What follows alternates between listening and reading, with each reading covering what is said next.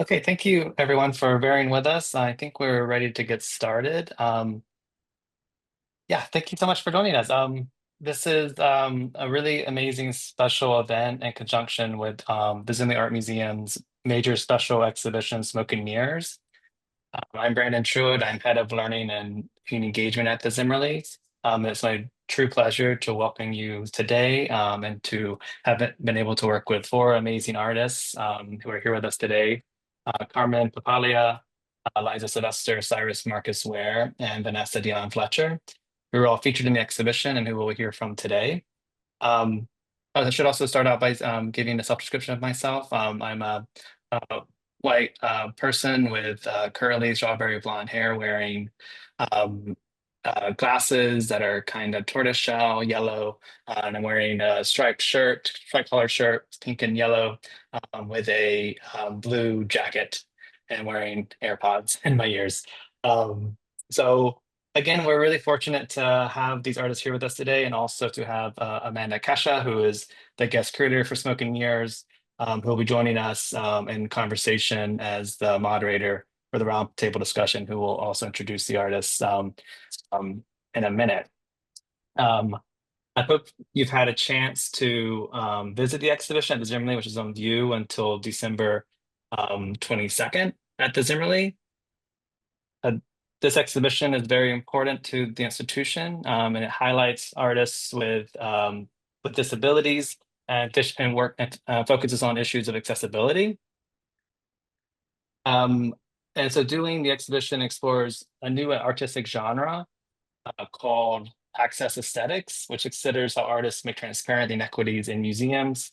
For the able-bodied visitor, wayfinding through a museum or an exhibition can be a straightforward experience with few obstructions. For visitors with disabilities, however, such experiences are challenging and the barriers they face are often invisible or unnoticed. So in Smoke and Mirrors, artists offer work that conceptualizes access through humor, antagonism, transparency, and invisibility. And again, I hope you have a chance to visit it if you haven't already. I'd also like to acknowledge our generous funders who have made possible this exhibition and associated programming.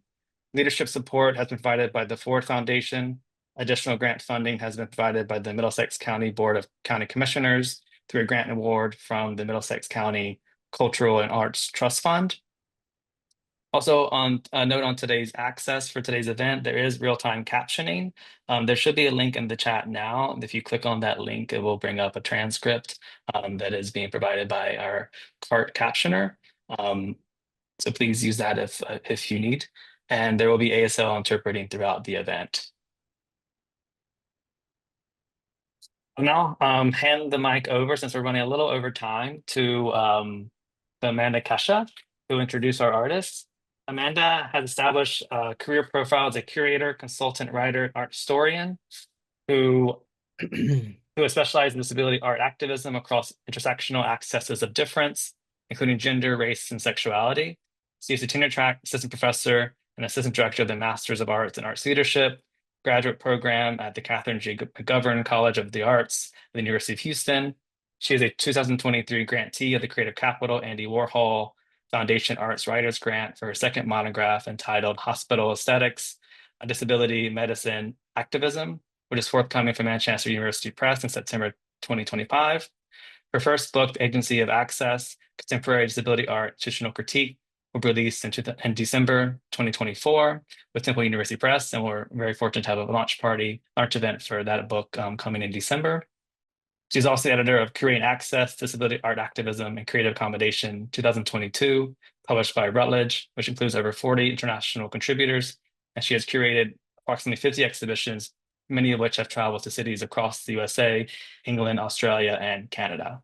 So without further ado, I'll turn the mic over to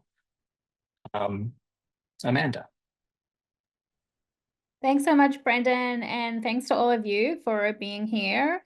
I'd like to start by giving a self-description. I am a short-statured woman, white woman, and I have brown curly hair and brown eyes. I'm today wearing my red framed glasses and a long-sleeved blue and white striped shirt. I'm in my home office in North Houston in Texas. And in the background, there's like rows and rows of books and several pictures and a fake plant and a lamp. My pronouns are she, her, and I also want to acknowledge the traditional owners of the land here in Texas.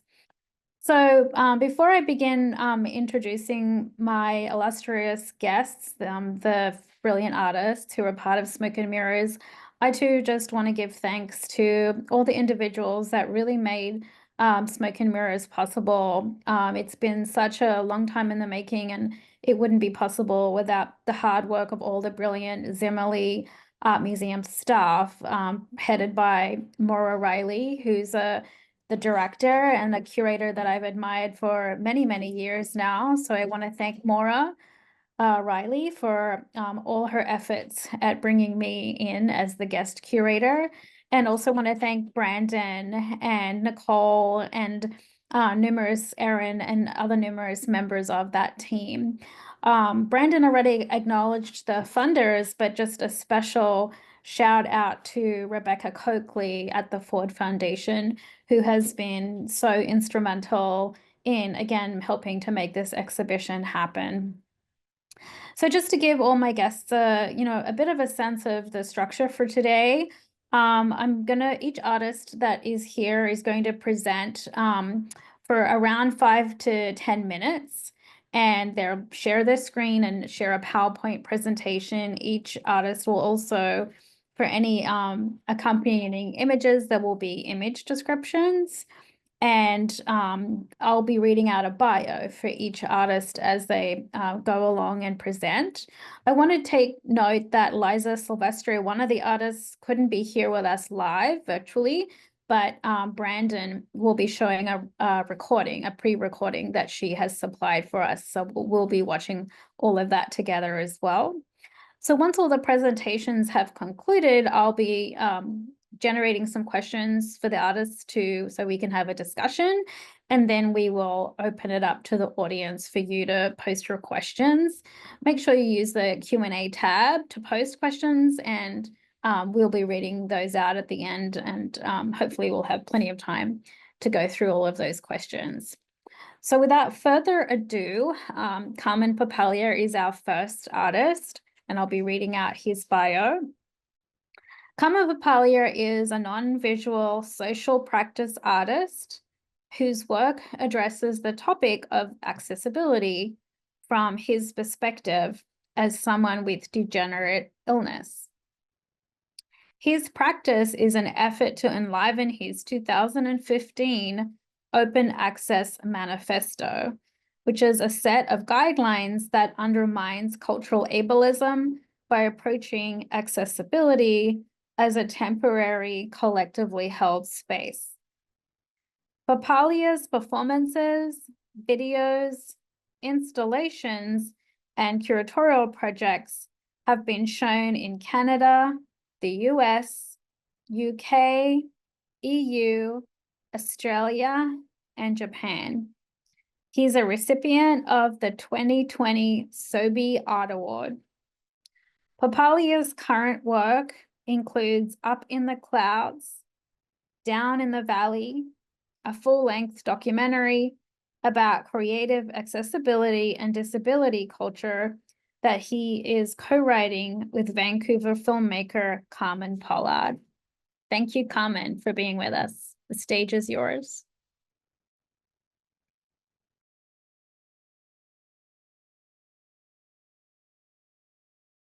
Hey, hi everybody. Thanks, Amanda.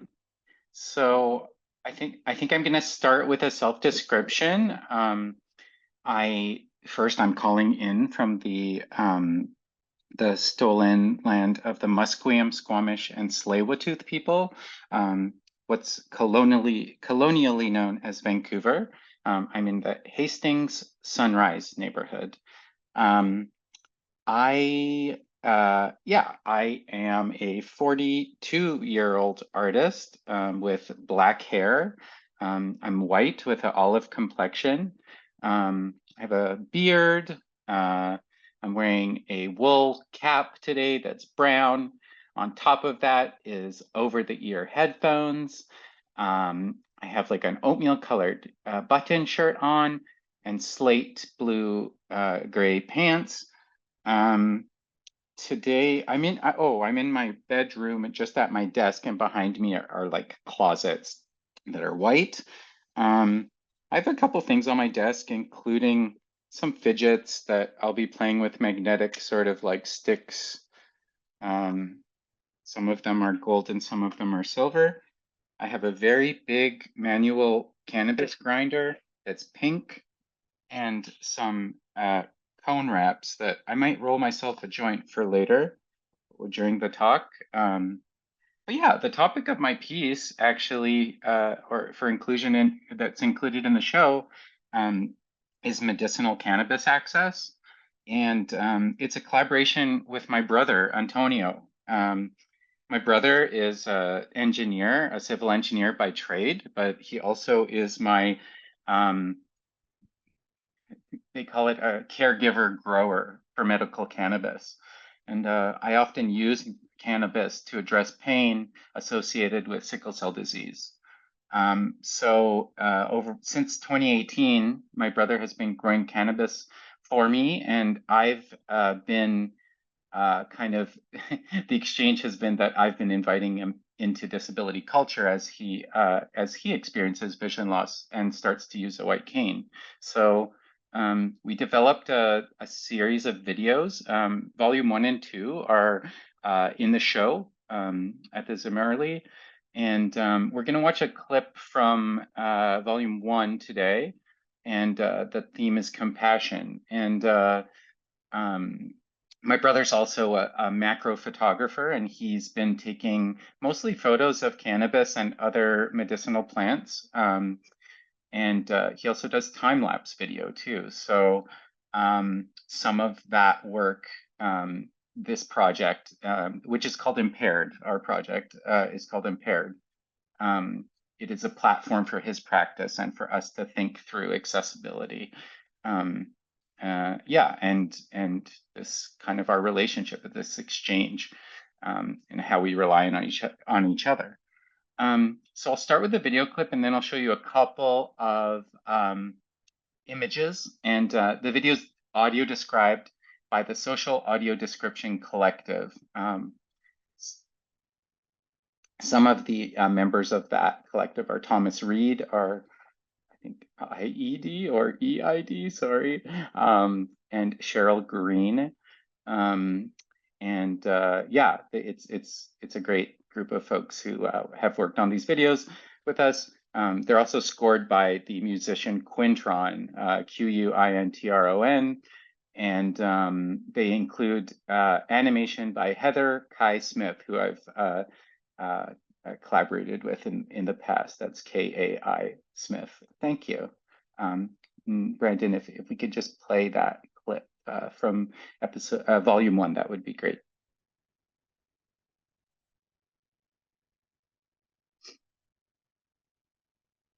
I think we start at 2:40.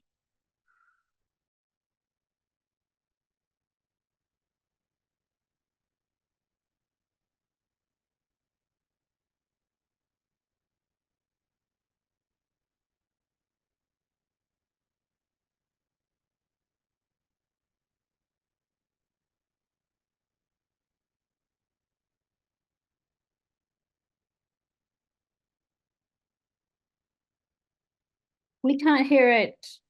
No, I Should there can't be hear it. sound?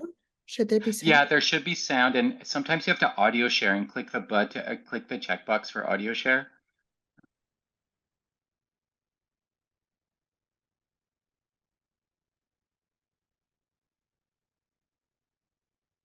Like, I'm a disabled artist, and I'm usually meeting Broad Bay with new relationships and stuff. I'm usually meeting people in a way where they already know about sort of like the disability, like the fact that like I'm a disabled artist, and that's pretty big in my life, I guess. And so it's not really like I don't go through the that like stress of whether I disclose or not anymore.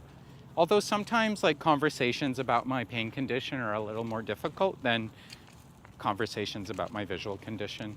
I wonder if that's because of the way that like it's more like because it's more invisible almost. Yeah, and I think it's probably the one that is the most difficult for me. Like I have pretty intense pain most days, and yeah, and I do have lasting damage to bones and to my organs too because of the condition. And I always feel like I don't know. It reminds me and makes me acutely aware of my own mortality, I guess, if that makes sense. Text, Volume 1, Compassion. Next, a small square seed pod filled with soil, and close up, a finger presses lightly into the center. So just up to the first knuckle and you're fine. Okay. The little seed has all the energy it needs to pop up. Oh, yeah, I need to do this one. Fingers together lightly pat the soil around the hole, first in one pot, then another beside it in a tray. Oh, yeah. Oh, sorry. Thanks. A Ziploc baggie too small for easy opening. Carmen's wedding band comes into view. Pale oval seeds. All these years I've been watching you suffer and, in and out of the hospital just as a bystander. I had no ability to do anything for you.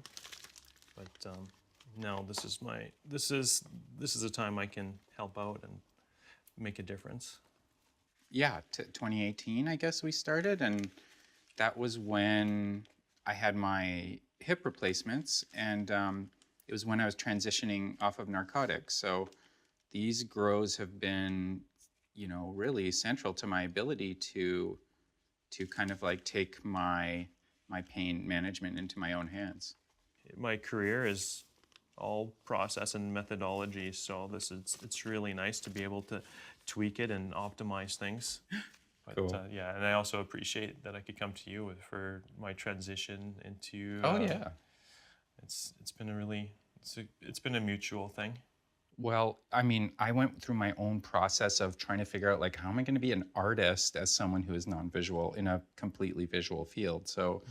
Yeah, it's a conversation I love having, but I also just like am interested in like how you problem solve. You can't like, download an ebook of like, the guide for how to start a cannabis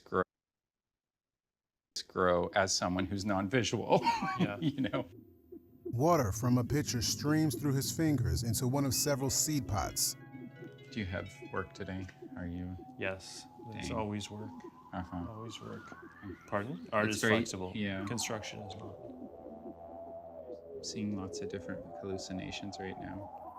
Antonio's fingers adjust My Carmen's. mom's silhouette in the sunlight. Get closer, put your arm around him. My eyes ache from the sun. White canvas. I close them and try to locate her. Bright purple shapes. Blue.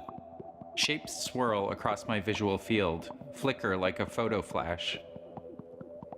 My mom's silhouette in the sunlight. Peering between black plastic curtains into the yellow light of the grow room. A drip ring spurts water on seedlings. It's always nice. You're cultivating growth and cultivating something that's going to help you in the end. And it's nice to check up on it and think in my mind that this is where this is going. Your role in this arrangement between us is you're my caregiver grower. So you're a caregiver to me, but you're a caregiver to these plants as well. They're pretty tactile. They have a whole bunch of different features when you touch them. And Oh yeah. yeah. So you could kind of Do sense. you use your hold hand? Like, do you kind of? I just kind of, pet it a little like an Yeah. animal, a dog. Well, it is alive. Of course. They're alive. Yeah. You're proud of it as well. It's an achievement. I'm proud of the plants. I'm not Yeah. proud of myself.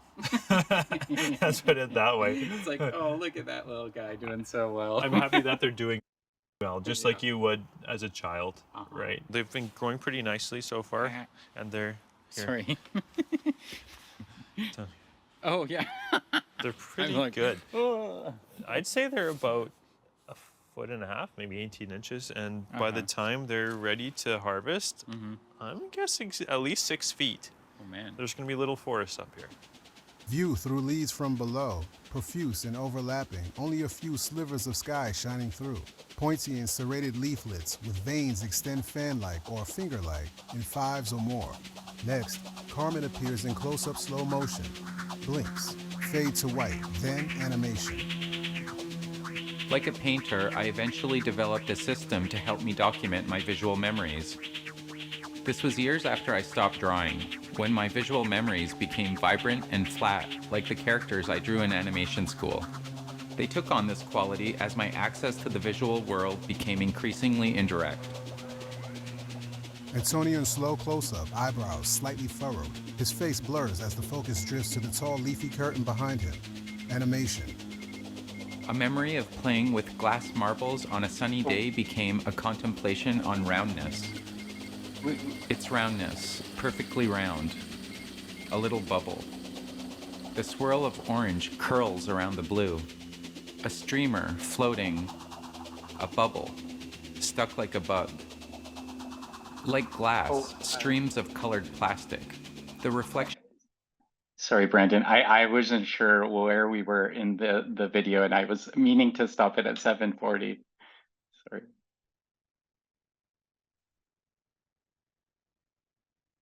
Also, it's been 10 minutes. Oh no. Okay.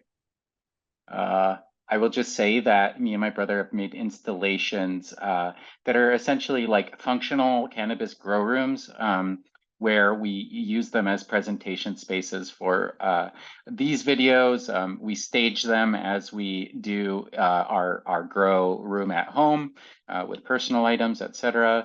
And our last installation was as part of the Interdependencies exhibition in Zurich, Switzerland.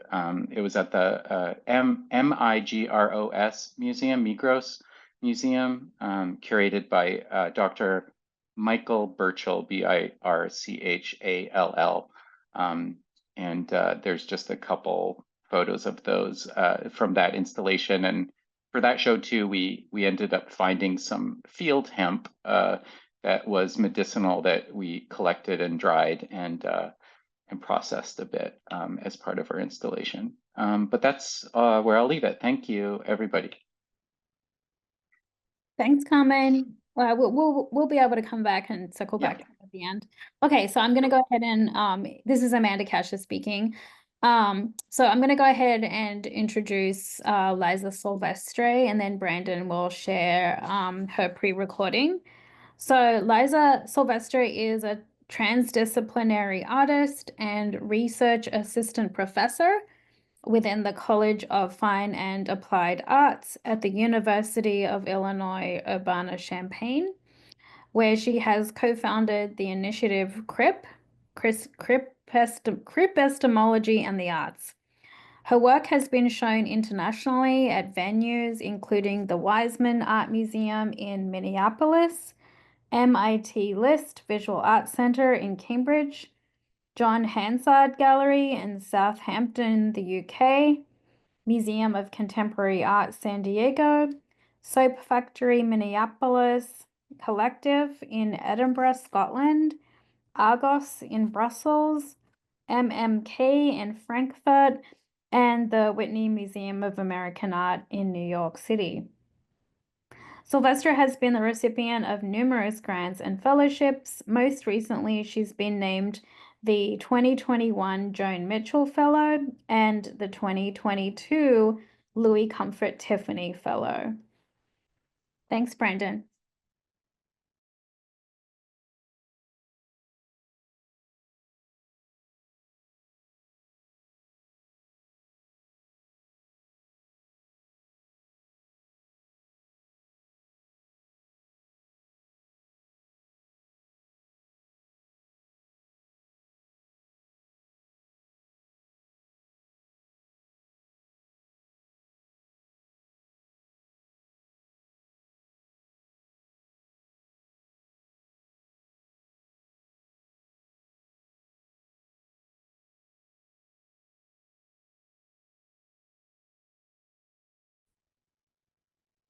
Hi, everyone. My name is Liza Sylvestre. I'm a white person who has brown hair that's about chin length, somewhere between my chin and my shoulders.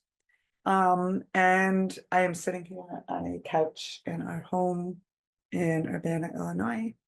I have a sort of brown sweater on today, and underneath it is a striped purple shirt that has light and dark purple stripes. I'm going to share a little bit about the work that I have included in Smoke and Mirrors. So I'm going to go ahead and start sharing my screen. So you can see on the screen here that there's a video still of one of the components that is in the shirt that in Smoke and Mirrors. So I'm going to go ahead and start sharing my screen. So you can see on the screen here that there's a video still of one of the components that is included in a Smoke and Mirrors. There's 3 total. I have a video and some drawings and some sculptures, and I'm going to talk briefly about all 3 of those components. And this work wrapped up in late 2022 and was made for a show that I call A Sweet Sea, all one word with no spaces in between those separate words. And this started out as a video project. And there's a particular film from my childhood called Sweet Sea that I was really taken with as a young person. And so when I think about this film and myself as a 6-year-old, 7-year-old experiencing it, the details of the film are really rooted in a sensory experience that I no longer have access to. So they discovered my hearing loss at 6, and then over the course of my childhood and medical intervention, discovered that that hearing loss was progressive, and I ended up losing all of my hearing, and I have a cochlear implant now that I've been living with for, over 20 years.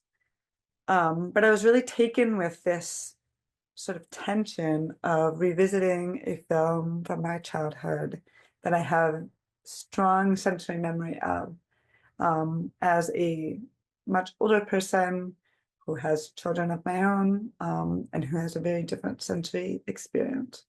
And so with this film, I ended up working with my then 6-year-old who watched the film and retold their experience of the film to me.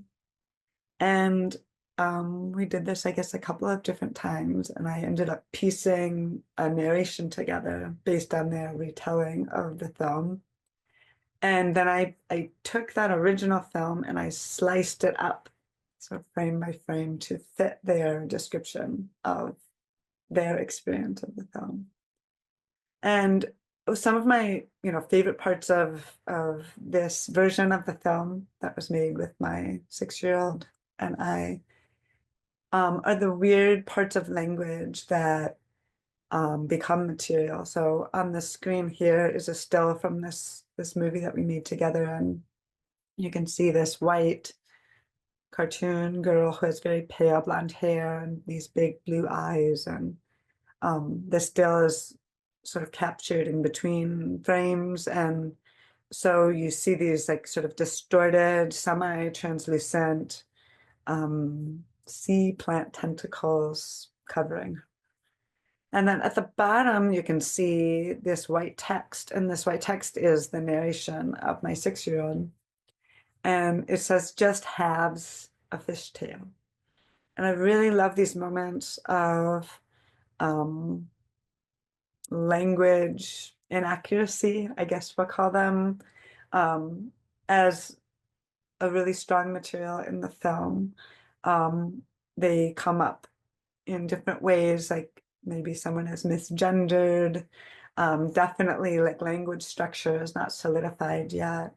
definitely mispronunciations, and then I made sure the captions, translated those mispronunciations. And I think that this is important as material in this particular work because it captures this moment of my 6-year-old who is not yet confined by language rules. And so their retelling explores this unconfinement and way of understanding something without that confinement, or without that confinement being fully solidified.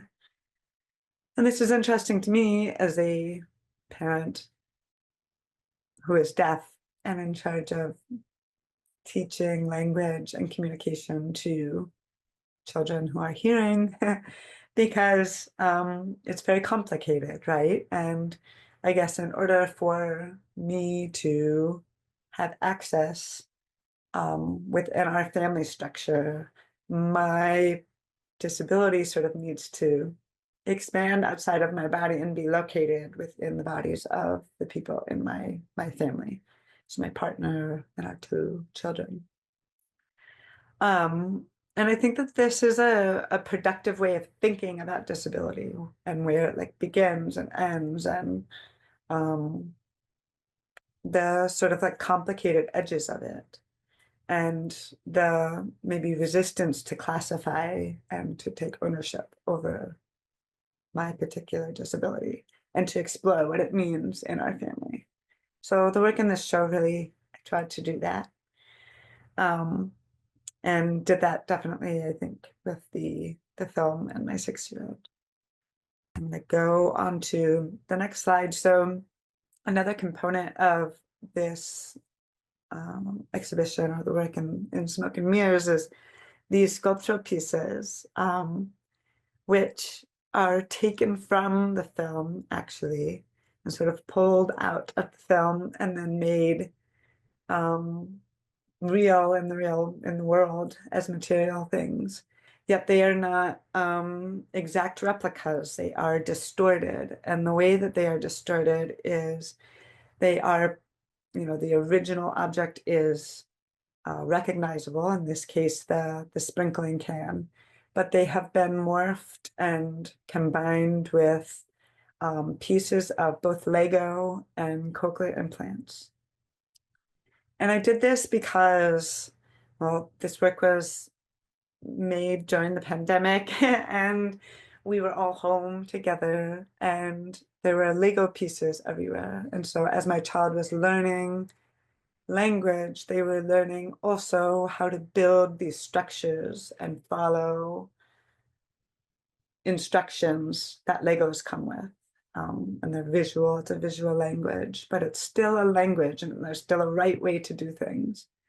And during this time, I also received a new cochlear implant, the external component to my cochlear implant. And my implant showed up and it arrived in this box.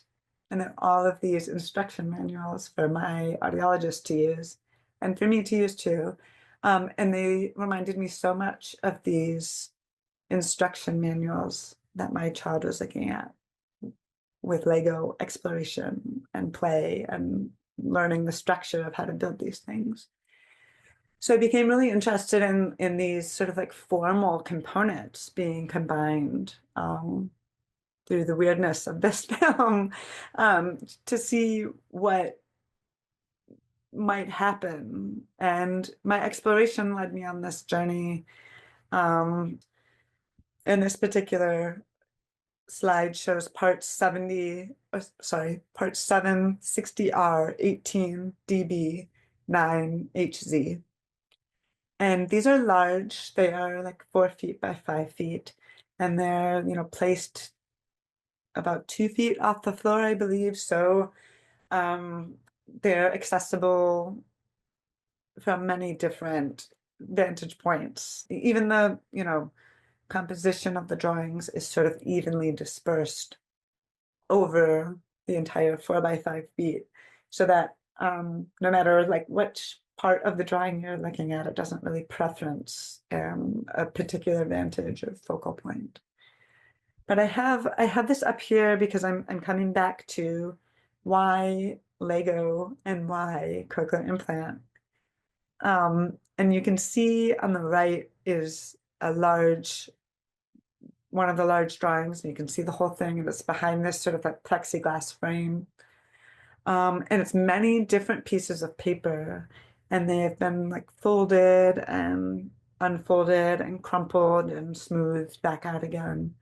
And you can see like a large thing in the top right that's on one piece of paper.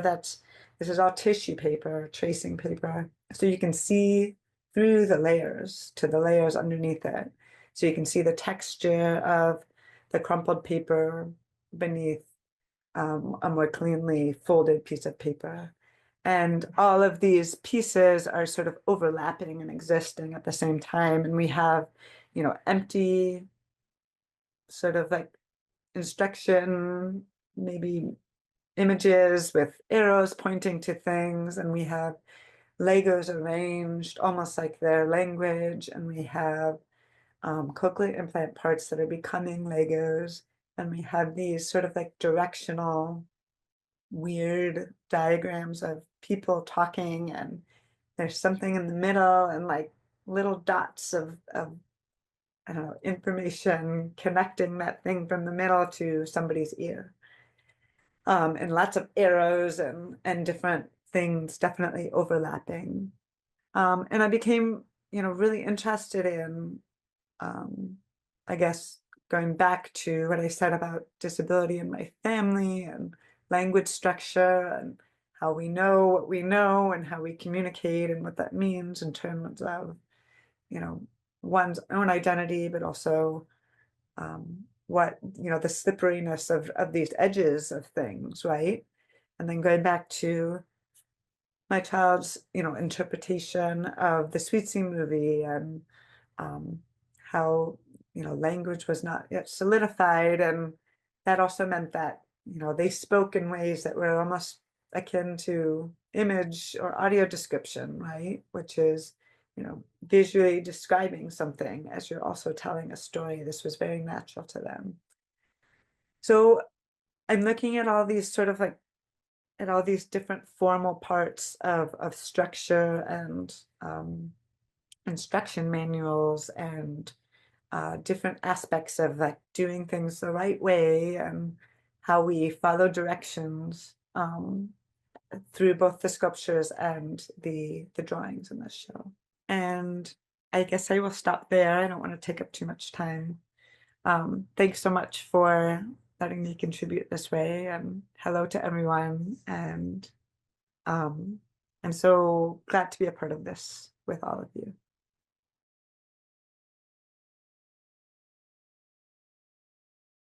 Fantastic. That was really a wonderful presentation. I'm so glad that Liza could be with us even in that format. I'm going to go ahead and introduce our next artist. Syrus Marcus Ware is a Vanier scholar, visual artist, activist, curator, and educator. Syrus is an assistant professor at the School of the Arts at McMaster University. Using drawing, installation, theater, and performance, Syrus works with and explores social justice frameworks and Black activist culture. Syrus's recent curatorial projects include Nuit Blanche 2024, Central Zone, and Zine Hall, McMaster University 2023. Syrus is a co-founder of Black Lives Matter Canada and the Wild Seed Center for Art and Activism. He is a board member of the Tegan and Zara Foundation and Wild Seed Center.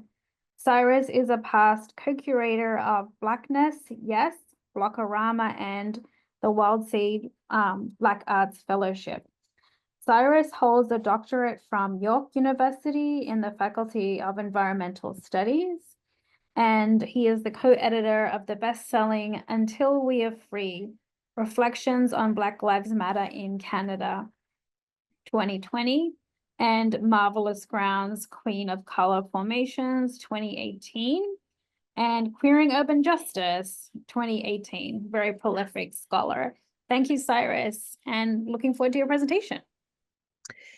Thank you so much, Amanda, and thanks for that introduction. My name is Syrus. I actually have a name sign. So it's like twin, but with an S.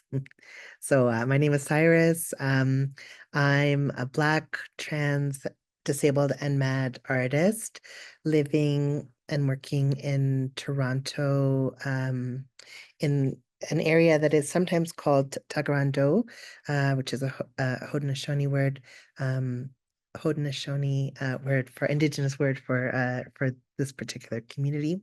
The part of Toronto that I live in was underwater at the time of the Toronto Purchase, which makes it the unceded territory of the Mississaugas of the Credit. And this area was not covered by the Toronto Purchase, so it's contested territory. It's an honor to get to come to you from these territories and present today. So I'm just going to share my screen and take you through my offering for Smoke and Mirrors. I'm an artist who's been working in a variety of different mediums, multidisciplinary artist, trying to create, I suppose, the irresistible revolutions that Tony Cade Bambara suggested we might be able to create through creative and artistic practice. So this is one of the works that I have in the exhibition, which is a large scale. I have two large scale wall works. This is one of them, which is a portrait of Dr. Omi Shure Dryden. I'll just wait for the interpreters to switch.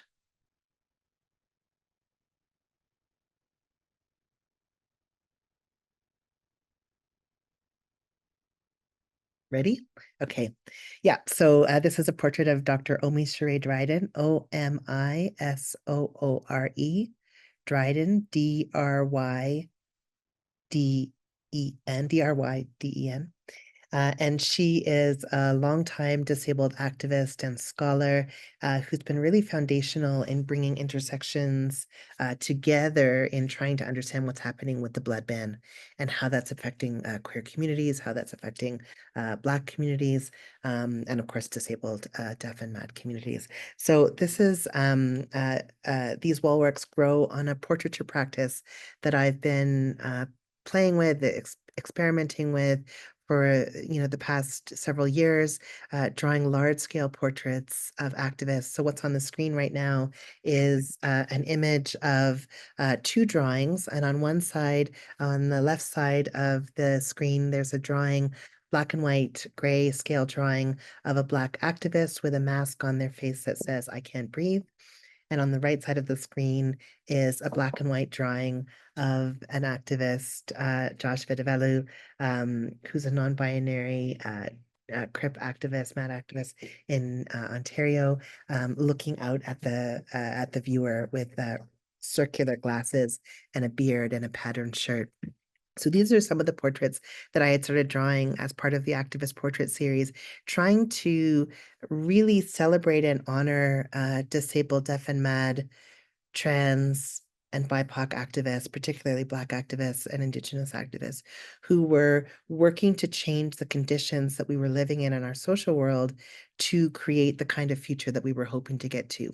One where disabled, deaf, and mad folks had everything that they needed to thrive. A future where trans people got to live long enough to become elders, and where we had the kinds of justice, I think, that we were all hoping for, where Black life was inherently valuable. So I wanted to shine a light on activists who were doing this work. And so I started creating really large-scale portraits of these activists. And what's on the screen now is a portrait of Queen Titi Opaleke, Ttite, and then Opaleke, Opaleke. And she is a disabled activist who is based out of Treaty 3 in Manitoba and Winnipeg, and moved to Ontario to support her son, who's also disabled, in getting medical treatment and medical care. She started a company called Prosthetics for Foreign Donation to to collect prosthetics here in Turtle Island, where you can't recycle or reuse prosthetics in Canada, and to ship them out to places where people were desperately trying to get prosthetics. And, and when I drew this portrait of her, I think she had collected maybe 60,000 prosthetics at that point and shipped them all over. So this portrait is of her sitting, again, black and white grayscale, with her hands sort of thrown up in the air as she's in the middle of talking about love. Her eyes are closed, her dreadlocks are sort of piled up on her head, and her lips are pursed as she's sort of in the middle of telling this beautiful story. That's what's on the left side of the screen. And on the right side of the screen is a photograph of Queen Titiopaleki standing in front of her portrait. And she's about 6'1", so you can see how much bigger the portrait is than she is. The portrait towers over her. So the portrait is really quite tall, maybe about 12 feet tall. So these portraits were moments where I got to sort of show Crip Joy, Black Joy, Disabled Deaf and Mad Joy. On the screen now are two more portraits, black and white, of two Black queer folks laughing and smiling, drawn in black and white and grayscale. And then lastly, these portraits that are on the screen now, there's two portraits. Each of them have a pair of people in them. So two people. On the one side, we have two folks, Dainty Smith and Keisha Williams. And on the other side, we have Troy Jackson and El Farouk, Elfarouk, Kaki. And they're portraits that show the relationship between two people coming together. And so the image of on the right, Dainty Smith has her eyes sort of rolled back as she's in the middle of telling a story, and Keisha looks on with a smile. And so these portraits were opportunities for me to get to experience and to showcase our resilience, our survival, but also celebrate and honor these activists who were making the changes that would allow for the kinds of futures where we had what we needed. And then I started working these portraits into wallworks, into large-scale wallpapers, partly because I was interested in what happens when we create a different kind of environment, like with the wallpaper, where you can maybe transform a room or maybe imagine yourself in the wallpaper environment where there was a different set of rules, a different set of conditions that maybe allowed for a different kind of freedom for our communities. So what's on the screen now is an installation shot of the portrait, the wallwork of Omishere Dryden, in the opening gallery part of the Smoke and Mirrors exhibition. And it's a blurry screenshot, so it's a small scale image, but just to sort of show what it looked like on large scale. So this is the next slide. It's a close-up of the wall work, and you see Omishere Dryden with a striped shirt on, horizontal stripe, black and white shirt. She has blonde dreadlocks that are down around her shoulder, and she is repeated in these sort of four-pronged repetition where she's sort of to the north, the east, the west, and the south, with these colored squares that are repeated all over the wallpaper, and it creates this sort of atmosphere that she's living in. There are green vertical lines that are behind her. And this repetition of Omishere over and over and over again in this landscape creates a sense of, I think a sense of power and agency, where this Black disabled person, who's a leading scholar, who's making this, kind of change and advocacy happen, that, really was, in part behind pushing for some of the reversals and changes to the blood ban that was a homophobic ban that was preventing, particular communities from being able to donate blood, celebrated and honored in this large way in an exhibition about disability, here in Turtle Island. So this is one of the works that's in the exhibition. I also created portraits of two others to create the second wall work. This is a portrait of Melissa George and a portrait of Kim Ninkuru, Ninkuru. On the left side of the screen right now, there's a portrait of Melissa close up, and she's a Black non-binary person who is looking up and to the left, and over her shoulder, it's all white in the background, but over the shoulder, she's obviously looking up and out at something. She wears a sweatshirt that says Audre Lorde on it, and she has big hoop gold earrings. And on the right, we have a portrait of Kim Ninkuru, and she has long dreadlocks. It's a black and white grayscale drawing. She's smiling and her mouth is open, and she's also looking up. She has a big gold necklace around her neck, and she has earrings that are dangling from her ear. These two activists, I really wanted to showcase that it's not only that I'm showing up and really trying to highlight the work of these disabled, deaf, and mad activists, but really trying to showcase around the intersectionality. So they're Black, they're queer. The Kim Nkuru is a trans activist based out of Montreal, and that these Black queer stories are part of what I wanted to celebrate. What's on the screen now is the second work that's in the show, and it's the second large-scale wall work. There's the portrait of Melissa you see here repeated over and over again in the north, east, southwest sort of orientation, in a almost like a flirt, like in a plus sign almost. And then these these sort of squares of color that are neon green, dark green, and neon pink.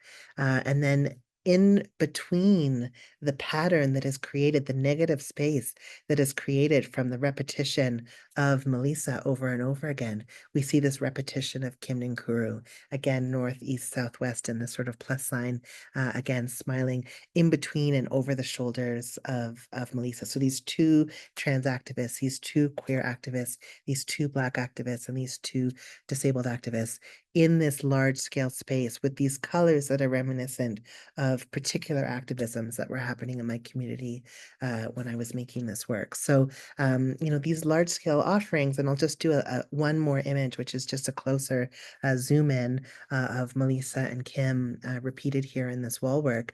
This is just a zoom in of the wall work. These were large scale offerings that sort of imagined potentially a different type of hero. The activist as a hero.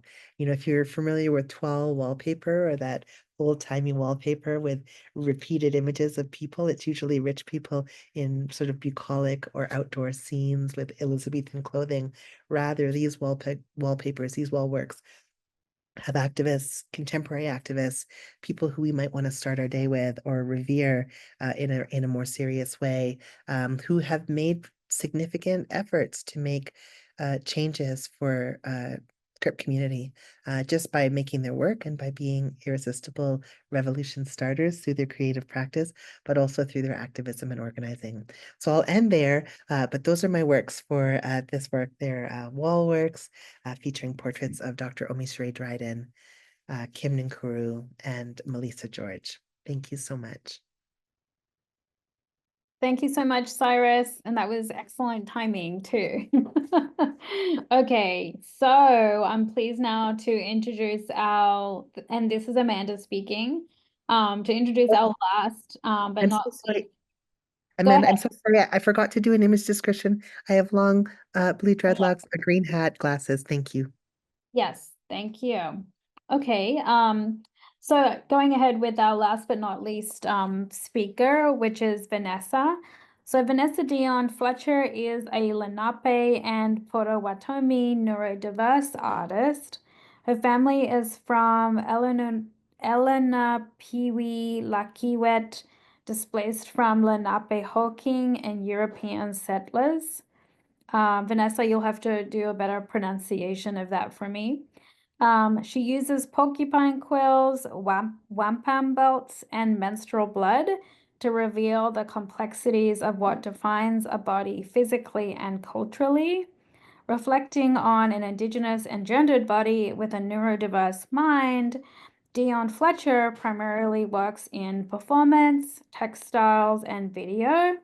She graduated from the School of the Art Institute of Chicago in 2016 with an MFA in performance and a Bachelor of Fine Arts from York University in 2009.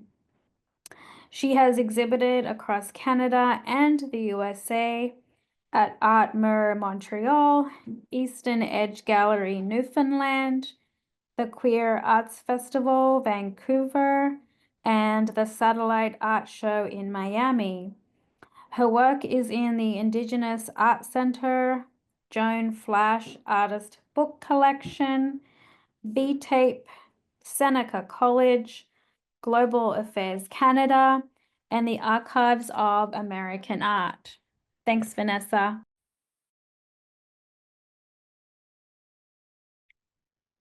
Hello, everybody. Okay, I'll start with my image description, visual description of myself. I have dark hair. It's pulled back at the top, and then tied in like a little bun. And then the sides are shaved. I have fair skin, like light skin, and glasses. I'm smiley. And I'm wearing a red hooded sweatshirt, some strings on it. Okay. So I'll begin by introducing myself in my Indigenous language.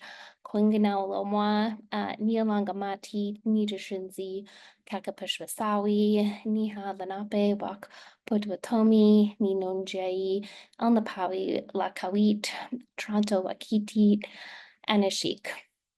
So the translation of that is I'm glad to see you. Although I can't actually see you. To all my relatives, my name is Vanessa.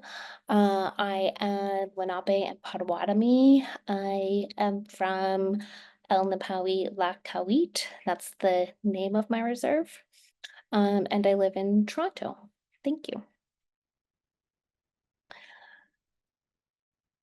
So yeah, also thank you to the Zimmerli and to Amanda for inviting me to take part in this exhibition. I'm also speaking to you from Toronto or Takaranto, which is the territory of the Mississaugas of the Credit, the Anishinaabe, the Chippewa, the Haudenosaunee, and the Wendat people. I really enjoyed Syrus learning that the neighborhood you're in was not part of the Toronto Purchase and is considered unceded land. So yeah, my people are from the land that this exhibition takes place on. And our traditional territories in New Jersey, New York, along the Delaware River. So we were displaced from this territory in the 1700s, and today there are communities in Oklahoma, Kansas, Wisconsin, and Ontario. So my art practice is a process of investigating the influence of culture and politics on the relationship between our bodies and the land. I create art using multiple media, primarily working in performance, video, and textiles.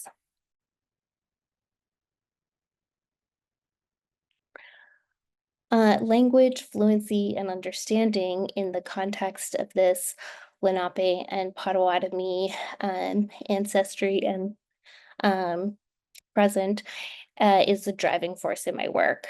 My interest in communication comes from my lack of access to my Indigenous languages and as having a learning disability. I say that this perspective of language and communication is fractured and politicized.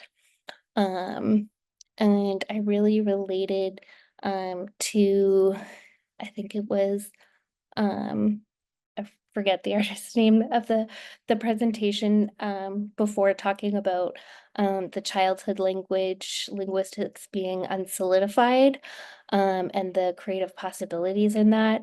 I really found that to be a very apt description that I relate to. So the work that I have in the Zimmerli, just gonna get my screen sharing set up.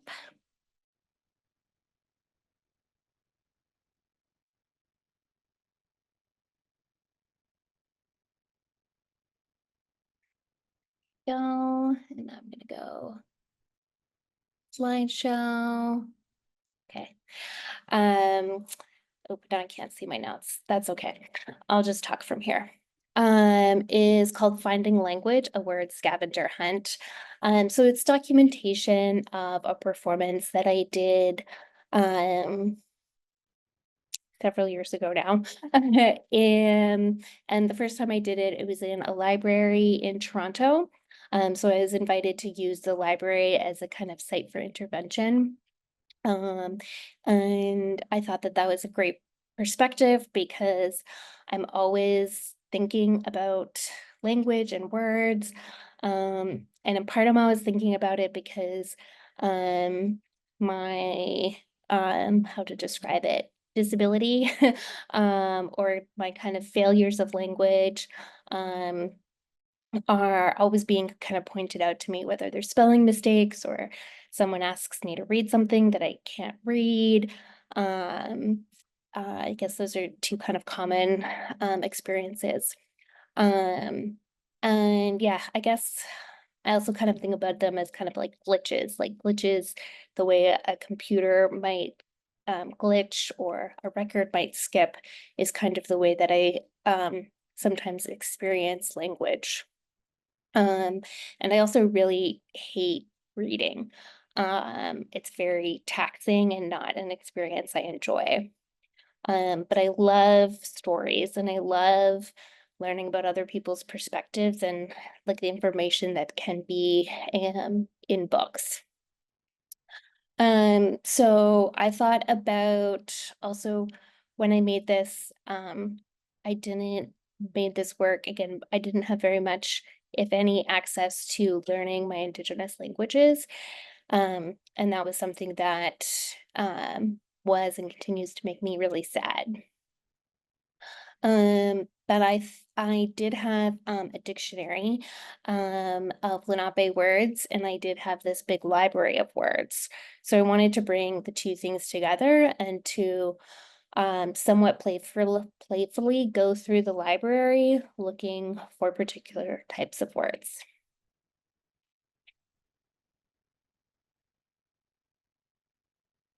Is it okay to keep going? Okay, Brian, Yes. you're up. Yes, Brian? Okay, great.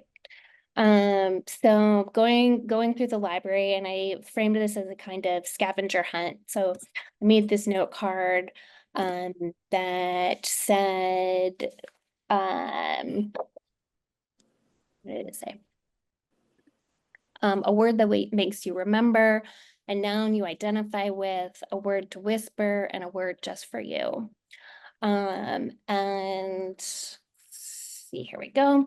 So I had kind of pre-found all of the words in the library that I wanted to show people. And I also wanted to kind of point out their specific context. So I'm actually in this image on the left. Oh, I'm supposed to do image descriptions.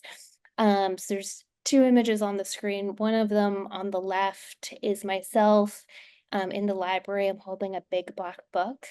And the book is my mom's PhD thesis. And there's a group of people kind of gathered around me. We're in the middle of the stacks of the library. Yeah, this environment, this context helps us kind of think about the way that words operate. The word that I found in that book was a word that makes you remember. It was the word shoe, or moccasin, that's what it is. And it, yeah, but it exists in the library in many different contexts. And then the image on the right is a copy of one of the note cards. So there's a list of my prompts of the types of words that we're going to find. And then at the bottom is a line of quill work. So quill work is a art practice that Lenape people used to and continue to make. It's using porcupine quills to kind of embroider onto objects. Often they're embroidered onto bags or shoes, usually clothing, and as a form of kind of decorative arts. And in this case, I kind of used it to embellish these note cards. And here I'm kind of making a connection or reaching for the idea that language and our experience of the world can be, I guess, encoded into words, but it can also be carried out physically and visually by other means. So going back to these images, which are an installation shot of the note cards at the Zimmerli. There's 3 of them. They're on a white plinth. They're framed really beautifully so that you can see both sides. They're kind of sandwiched between 2 pieces of glass. And the frames are kind of just sitting vertically upright on top of this plinth. I love that you get the sense that you could kind of reach out and pick them up, even though you can't, they're bolted down. And then there's another picture on the top right, and it shows a hand holding one of the note cards. The hand is as black, and it's got like a tweed. The person's wearing a tweed coat. There's a few papers that they're holding, and on top, yeah, this is one of the little note cards. On that one, the quill work is a small piece at the top of the page in kind of turquoise, and then on the bottom right, there's kind of L shape of quill work, and it's pink with some yellow. There's a little kind of pointy part of the quill that points to the words. There's some other kind of bodies and people blurry in the background. And then the last image on this page shows the writing, and I think this is like a very, again, another expressive physicality where each person who participated in this performance, right, also expressively wrote on each of their cards and contributed their own words. So everybody found, you know, their own word to whisper. This one says, I think it says plums, and maybe that says elevator. There's a few words, they're kind of written in cursive, some of them are circled. And the quill work on this page is kind of shaped maybe like petals or droplets. It's, again, turquoise and green and maybe red and yellow.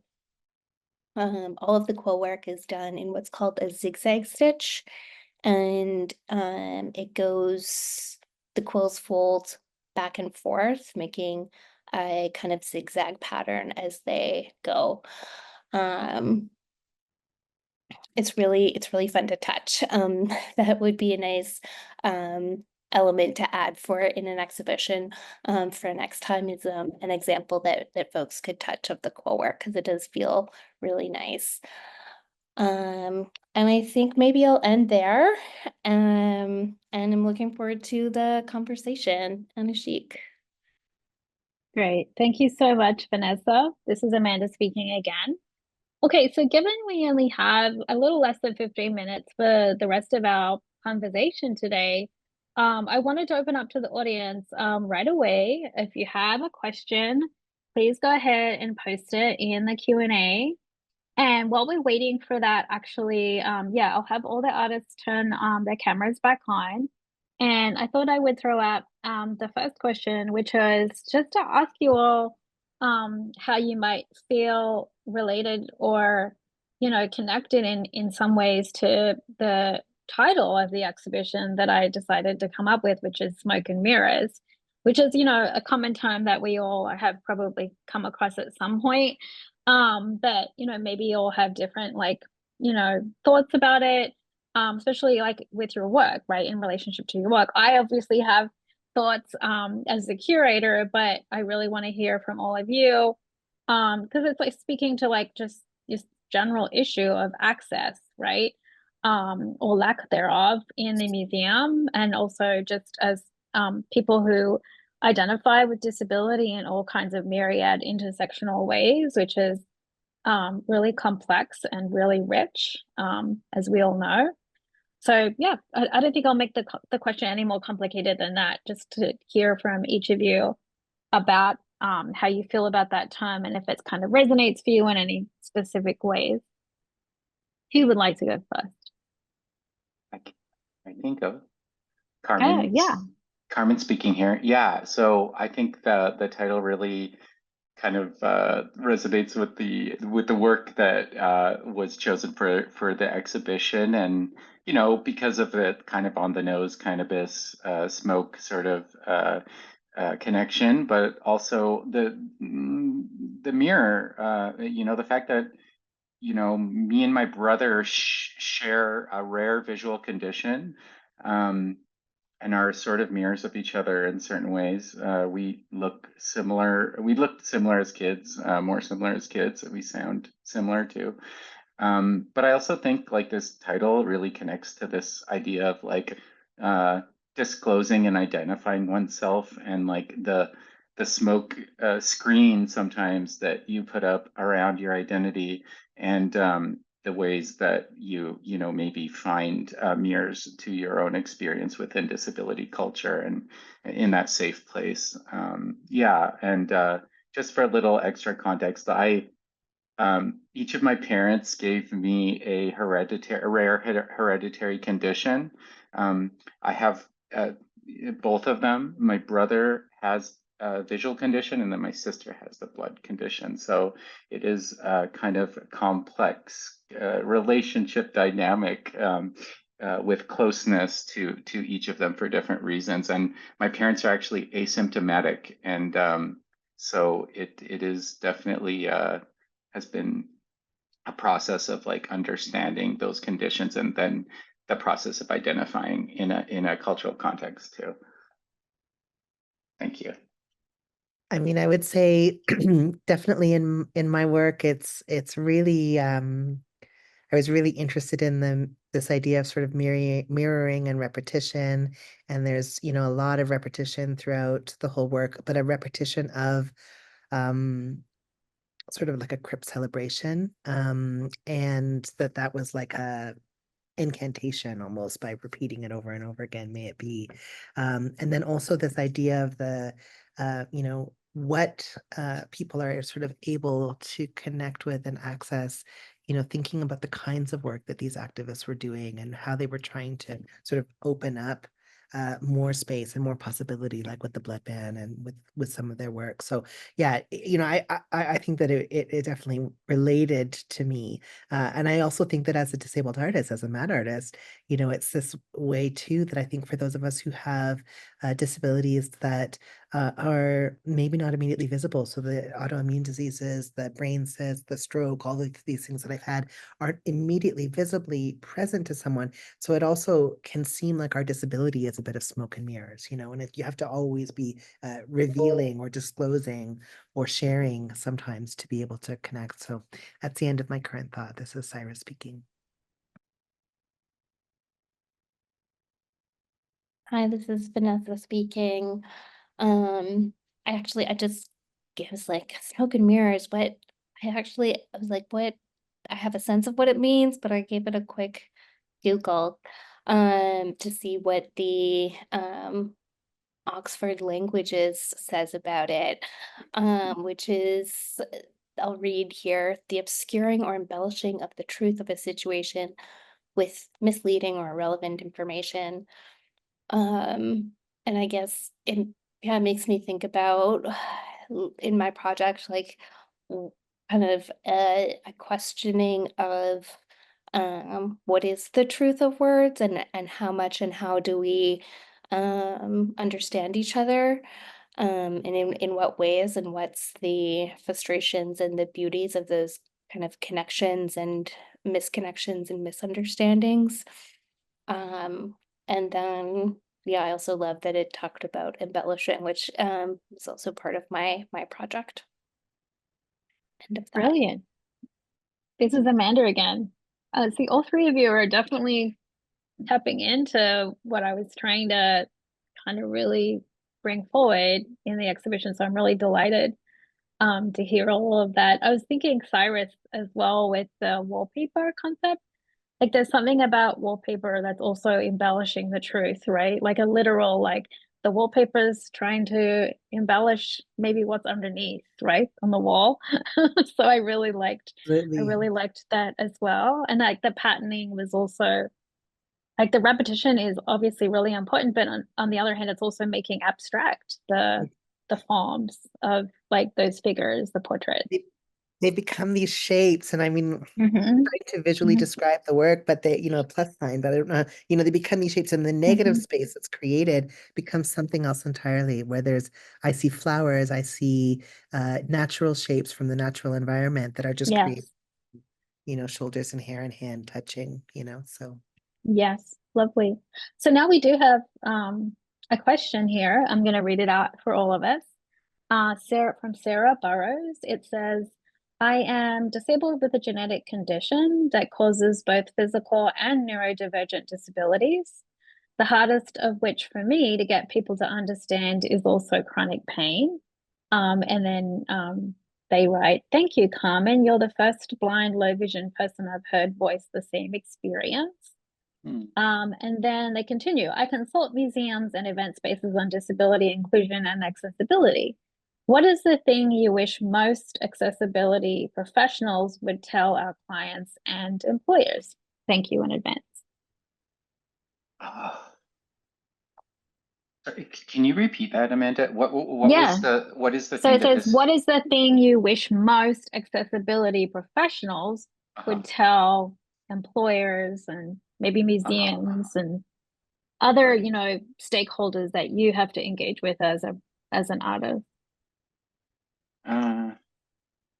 Carmen speaking. I would say that like accessibility can be creative and enjoyable and pleasurable and beautiful and should be flexible, approached as an ongoing process, exchange led by the people who need it. And yeah, it's never over. Like it's not something that can be completely done ever. It is fragile. It happens in moments where the conditions are right, and the person asking for it gets to say whether it's working or not. Yeah, and I wish there were more heating pads as well everywhere. Yeah. That's where I'll end it. With Syrus speaking, I wish that there was more an understanding of time, of crib time, of changing our time and pace, you know, maybe away from capitalism and the sort of drive to like put up a blockbuster show and then take it down and then put up another blockbuster, you know, just constant. I've worked in museums for a really long time, and it's just this cycle that's all the disabled, non-disabled, doesn't matter. Everyone is drowning with that pace. And what that, you know, doesn't allow for is when disabled, deaf, and mad folks come in as the artist, not audience, as the artist, as the curator, as the exhibition preparator, as the whatever, you know, there isn't the room for us to be alive. So if you get sick one day or if you have a pain day, you don't get to take that pause because the treadmill is running so fast. So I wish they would say, can we slow down? It literally would benefit everyone. Can we slow down? Vanessa, did you want to add to that? Yeah, I think on the idea of that Cyrus ended with of it benefiting everyone is that it's going to like thinking through these questions will make I think it makes the word that comes to mind is better. But then again, you're still kind of in this idea of hierarchy and that something is like better or worse. And I think by like creatively and openly and thoughtfully considering how different bodies and minds come to the space, that it is a more thoughtful and considered you know, exhibition, and that you know could be seen as better. Thank you. There's one more question, and I know we have to wrap up in just a few minutes, but I will read it out nonetheless. It's from Megan Arnie Johnston, who some of you know. So Megan says, thanks so very much for bringing these amazing artists together. From images, the exhibition looks stunning. Conceptually, it's poignant. Wondering what is it that the artist and the curator hope the audience takes away from the show? I can just answer that very quickly before turning on to the artist, to say that like I was thinking about it, and that it's like, oh, like I actually hope that the smoke and mirrors becomes undone. Like, you know, the actual like that it's no longer a smoke and mirrors, like the like revealing, like the tension between revealing and concealing is like that it's revealing to audiences who don't identify as a disabled person, like, oh, like here are some of the barriers that disabled people actually have to deal with as they're navigating through an exhibition or in any public space that isn't made for them or designed for them, which is most of our spaces, right? So just to be, you know, to bring to light some of those circumstances. And of course the artworks do that in such like rich and complex ways that it might not be necessarily a straightforward understanding, but one to obviously like reflect and think about. So did any of the artists have anything to add to that, just from the perspective of your own artwork?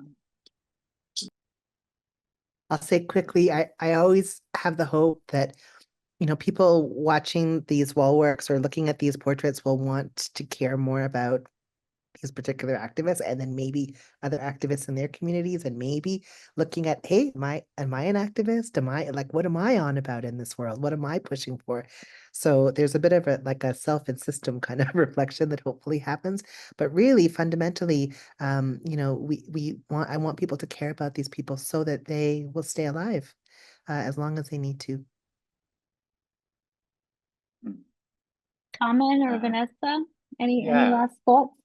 Carmen speaking. Yeah, so if I'm thinking of like the uninformed, non-disabled audience, like I really want them to get a sense that like access aesthetics is this like, and or creative access or accessibility just in general is this like this creative process that can be a space for critique and envisioning our futures and the lives that we want to live. Sorry, except for my screen reader that's talking to me when I'm trying to concentrate. Yeah, and that disability and that view that they get is you know of disability culture helps kind of like undermine these ideas of like, you know, certain impairment groups being a monolith, because our community is a diverse cross disability. Like if we're talking about the broader disability community or disability cultures, like it's, yeah, like we're all helping shape what that is and means, and we're just giving a glimpse of that in this show.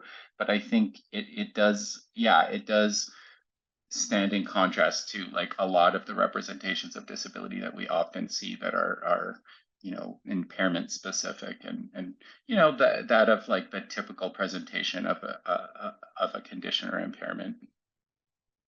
Thank you. I would just say that Lenape language and Lenape people can exist in our homelands. Thank you.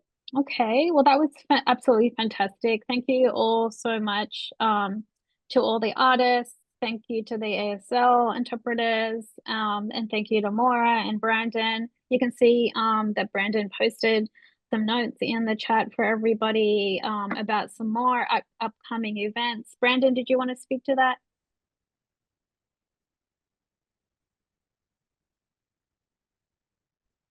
So just wanted to say thank you, just to resonate what Amanda's saying. Thank you all for joining us. Thanks so much to the artists. It was an amazing event, and thank you to the interpreters and our captioner. There are 2 more amazing events coming up: Amanda's book launch, another Zoom event on December 13th, and then Jerome Ellis on November 22nd. If you're in the Northeast of the US, please come join us. Thanks again, everyone.